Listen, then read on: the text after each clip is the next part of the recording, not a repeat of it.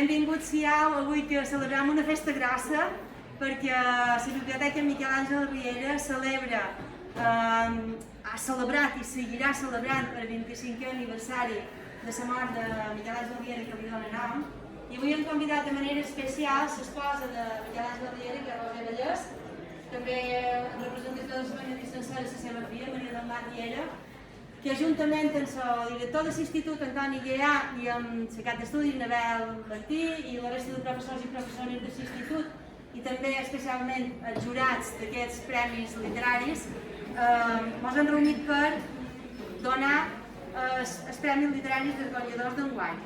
S'ha de dir que enguany els concursos literaris que solen celebrar per Sant Jordi, com ja havia passat en anys anteriors, han estat dedicats a la figura de Miquel Àngel Riera. Aquests concursos consisteixen en concursos de poesia, de microrelats, de micrometatges poètics, que enguany han envoltat la vida i l'obra especialment poètica de Miquel Àngel Riera. Mai havien tingut una participació tan espectacular com enguany.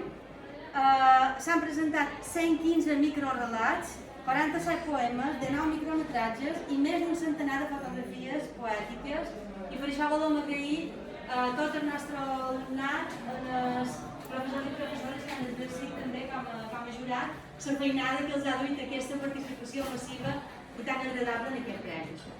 Ara procedirem a donar els premis a cada un dels guanyadors, però si m'ho permeteu, ja voldria donar la paraula, encara que fos un minutet a Roser Vallès, perquè ja que la tenim aquí, és una dona tan sàvia, filòsofa i no sé, perquè si vol dir una paraula, que estarem tan orgullosos de sentir-la i tan agraïts que crec que se mereix la paraula. Mireu, com no pot ser d'altra manera, ja vull agrair moltíssim, moltíssim aquesta participació que hi ha hagut per part de vosaltres, perquè m'havien dit que molta gent s'havia interessat per això, però jo quan he arribat he quedat realment bocabadada.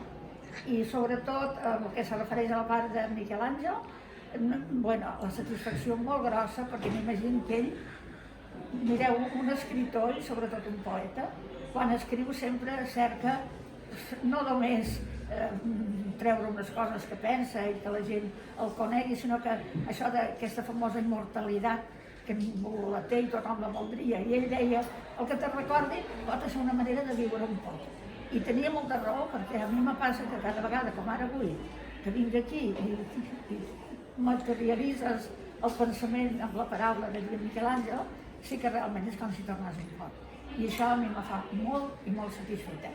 També això vol dir que heu llegit, i vos diré sense que sigui un sermó, que llegiu molt, molt i molt, perquè és quasi l'única manera de tenir cultura, perquè la cultura si no s'agafa a base de llegir, de conèixer molt bé la paraula, en fi, d'imprimir-la dins les vostres coses, sempre avança amb molta lentitud.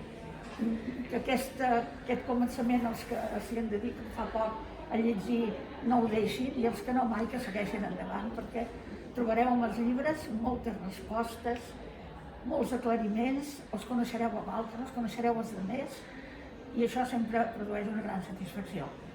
Jo no us vull cansar de dir-vos simplement que estic molt contenta, i encara us diré més, ara ho comentava, en 3 o 4 anys que vaig venir aquí a fer una conferència en els lots de primer de batxillerat.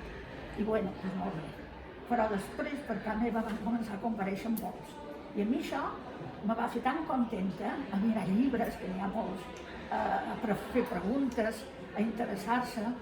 I bueno, i jo sempre tot pensant en el Miquel Àngel, que deia això és el que ell perseguia, i mira això, ja ho ha trobat. Així que avui, una vegada més, moltes gràcies. Moltes gràcies.